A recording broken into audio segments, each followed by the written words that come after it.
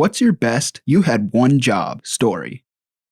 In ninth grade, we had a physics project where we had to make a book about the physical properties of some concepts in a science fiction book. I, naturally, chose Hitchhiker's Guide. We were assigned a group, and everyone in my group was pretty cool. I, being a leader, divided up what we would do for the project, and we all agreed. When it came down to crunch time, we needed a simple cover with the title and our names. Note, our physics teacher had a strict rule about names on papers. No name, no grade. And it had to be printed, too. So it was the morning this big project was due, and one of my group members said he had research next, and he would do the cover in that class. We get to physics, and he didn't have it done. The rest of us flipped crap. It was a 200-point assignment, and he had an hour class with full computer and printer access. We tried to convince our teacher to let us print one in his classroom, and he said no. Long story short, puppy dog eyes worked, and we got till the end of the day to do it. But he had one job, gave the other four of us serious stress. So what's your best one-job story that someone did to you? Or maybe you did to someone else? Putting Christmas lights on the roof of my house. My sister's supposed to be holding the ladder steady. For some reason, she just wandered off. I fell like 12 feet when the ladder slipped. Luckily, I landed in some bushes, and no bones were broken.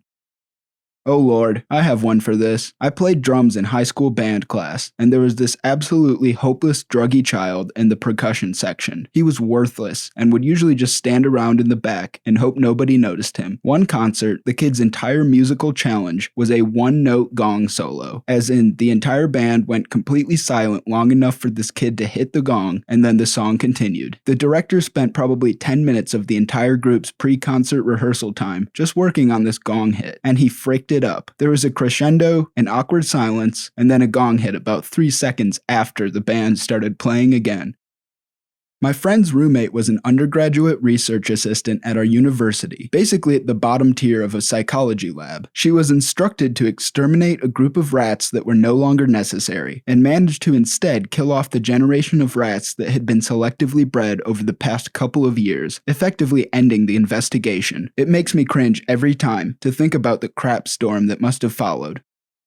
I'm a stagehand. A guy I used to work with is famously useless. So useless, in fact, that one night he was actively impeding our attempts to get the show packed up and out the door. Fed up, the person in charge of our group told him, "Right, your job from now on until the end of the night is to stand here, put your hands on this box, and don't move until I come and get you. Just stay here with the box." Needless to say, about a half hour later, useless guy wandered up, having taken the box out to the wrong truck, without having been told. We had to unpack half of a semi-trailer to get the fricking box out so that it could go where it was supposed to. You had one job, jackbutt.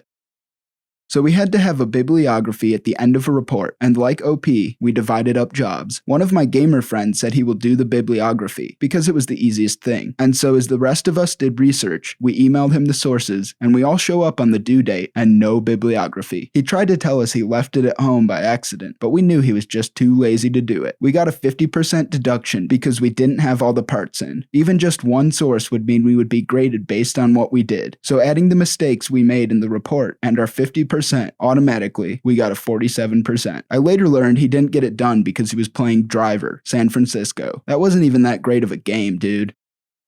Capstone project in college, on a large team making an electric race car. I was the electrical lead and had 2 other proficient electrical team members, and 2 not-so-proficient electrical team members. So while 3 of us designed and built the drivetrain of a prototype race car, I left the other 2 to do the report. They emailed it to me about a week out from "hand it now or you fail" time, and it was corrupt, would not be open no matter what I did, and somehow neither of them had a backup, i.e. they probably just renamed it a .mp3 to .doc instead of doing the report. So the other 3 of us had to throw together a final capstone report in a week. Ended up being over 100 pages. I used to do run crew for my high school's drama club. One day during rehearsal, chief of the crew left for the day and put me in charge. Each person on the crew had a series of tasks they had to perform each night. Keep in mind, said tasks were things like bring out a table, take off pillows. There was one kid on the crew who was so hopeless that we gave him one job for the entire show, to bring out the bed during one of the scenes. We get to the point where he has to bring it out. His cue was both a line from an actor and an extremely loud crash in the music. He missed it 3 times. In one day. The last of the 3, the music stops, and all you could hear for miles is the director screaming, the bed, you idiot, the bed." I flipped one too many craps on him that day.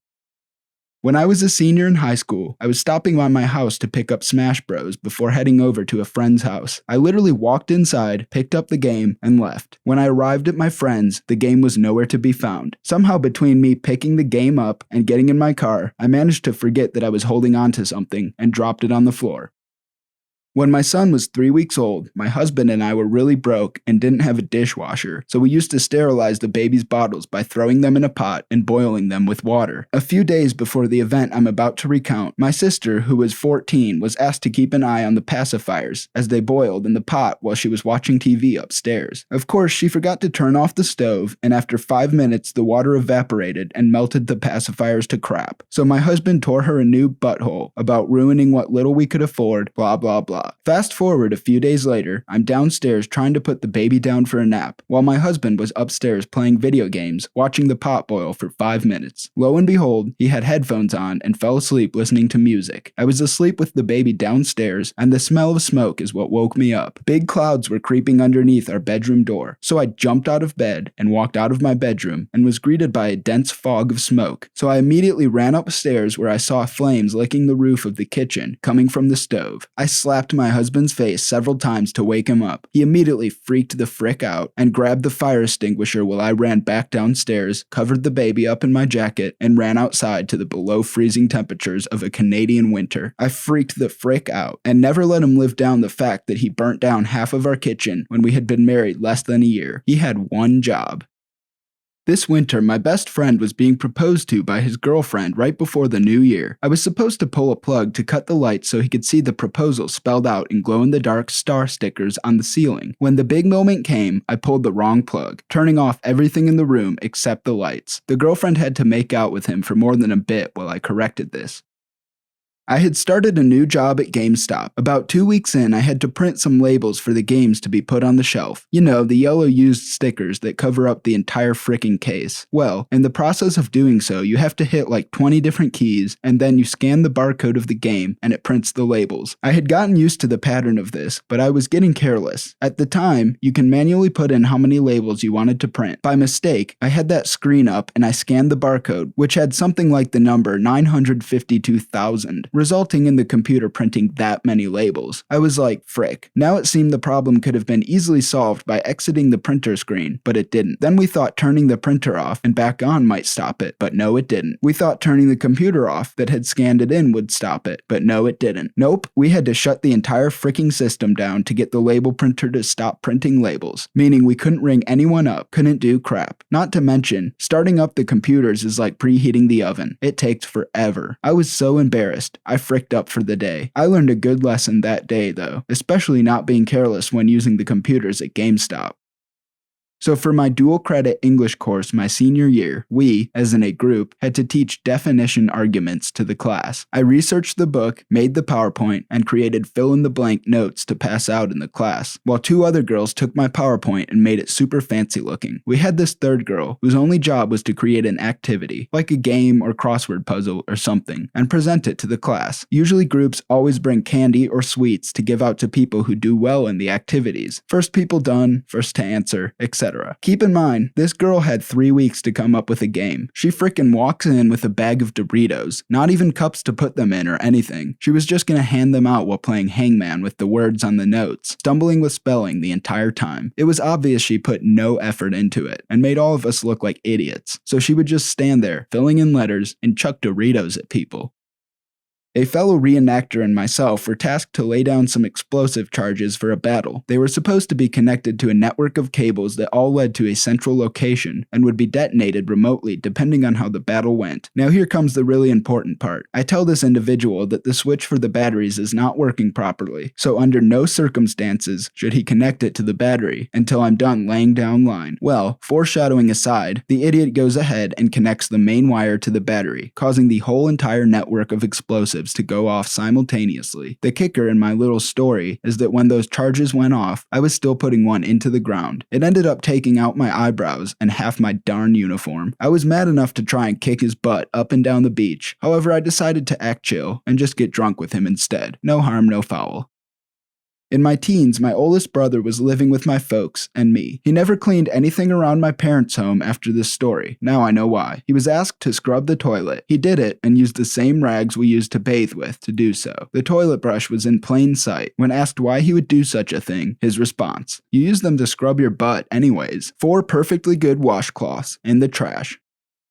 I needed to clean my cat's ears and clip her nails, so I asked my little brother to hold her. After her ears were clean, Cat was pretty pissed. As I was clipping the second nail, my brother decided he'd rather text nonsense with his friends than pay attention. 10 seconds later, I was covered in scratches. I hope his friend enjoyed her god-darn lol.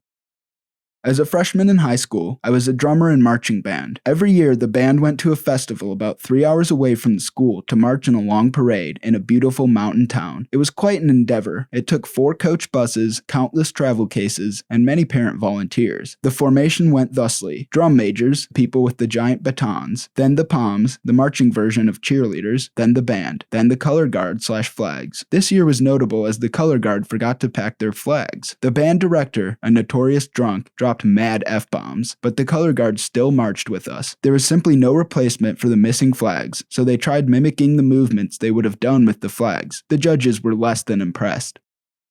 I remember working out in the yard with my father and my brother. Me and my dad are naturally farm boy strong, something my brother didn't inherit. So when me and my dad are lifting this really heavy, awkward furnace into the back of his trailer, my brother's job was to simply stand on the other end so it didn't slide or turn or anything. Me and my dad lift and whoops, the other end slides out and we end up dropping our end, nearly breaking my dad's toes and severely denting my steel toes. Turns out my bro got a text, so he sat down to send it. He literally had one job, and that was to stand in one place. Shakes head.